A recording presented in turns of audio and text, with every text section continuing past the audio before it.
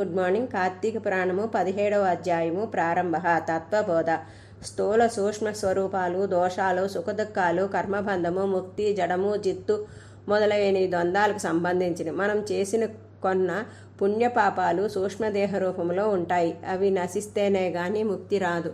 మాటల ప్రస్తావన వచ్చింది కాబట్టి ఈ విషయాల గురించి పరమేశుడు పార్వతీదేవితో చెప్పిన విషయాలు చెబుతాను. జీవుడెవడు? నీవే కదా, మరి నేనెవరిని అని అడుగుతావేంటి? అహం బ్రహ్మ ఉంటేనే నేనే బ్రహ్మ అని అర్థం. దీనిలో అనుమానం అవసరం లేదు అన్నాడు. ఆ మాటలు విన్న పురుషుడు, ఓ పరమాత్మ, అహం బ్రహ్మ అనే దానికి అర్థం తెలియటం లేదు, నాకు అర్థమయ్యే విధంగా చెప్పండి అన్నాడు. దానికి ఆ ముని అంగీకరించి వివరించడం మొదలుపెట్టాం. వాక్యార్థ జ్ఞానానికి పదార్థ జ్ఞానం కారణమవుతుంది. నీవు అంతఃకరణానికి, దాని వృత్తాంతానికి సాక్షివై చైతన్య స్వరూపుడవై, నిశ్చయుడవై, ఆనందరూపుడవై ఉండి కూడా నిన్ను నీవు తెలుసుకోకుండా ఉంటివి. జడరూపమని ఈ దేహమే నేననే బుద్ధి వదిలిపెట్టి సత్యానంద స్వరూపుడవే పరమాత్మ నేనే అని భావించు. శరీరాలు కొండల వలె అనేక లోపాలలో ఉంటాయి, అందుకే అవి పరమాత్మ కాలేవు. అలాగే ఆశావాదులు మార్పు చెందుతాయి, శరీరం ఆత్మ కాదు. ఆ విధంగానే పంచభూతాత్మ శరీరంలోని ఇంద్రియాలు కూడా నీవు కాదని గ్రహించుము. మనస్సు, బుద్ధి, ప్రాణవాయువు మొదలగున్నవి దేహము, ఇంద్రియాలు హాని చేసే లక్షణాలు కలవి కాబట్టి అవి ఎటువంటి పరిస్థితిలో అపవిత్రంగా పరమాత్మ కాలేవు.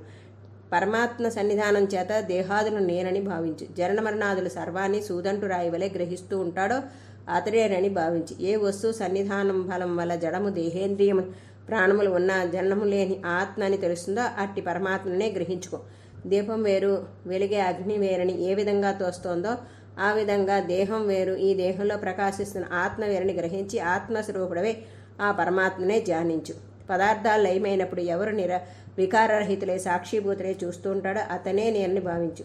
ప్రియాప్రియాలు, సుఖదుఖాలు ఎవనికి సమానములో అంతకన్నా ఎక్కువ ఇష్టలే సర్వసాక్షి ఎవడు వెలుగుతున్నాడో వాడేనని గ్రహించు.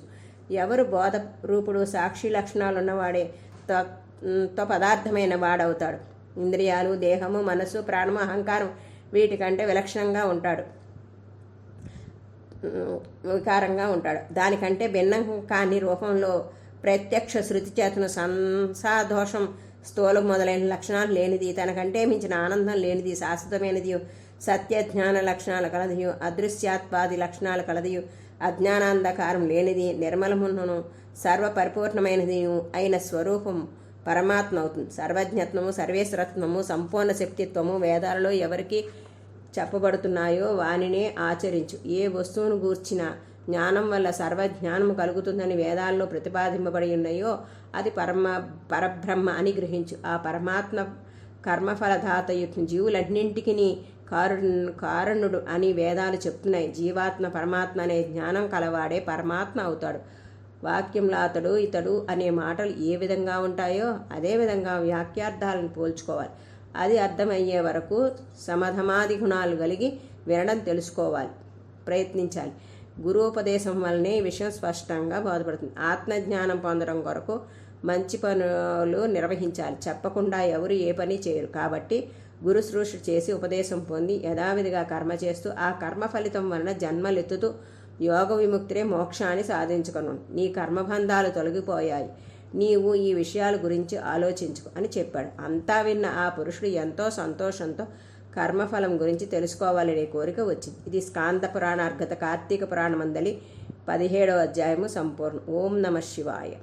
హర హర మహాదేవ శంభో శంకర.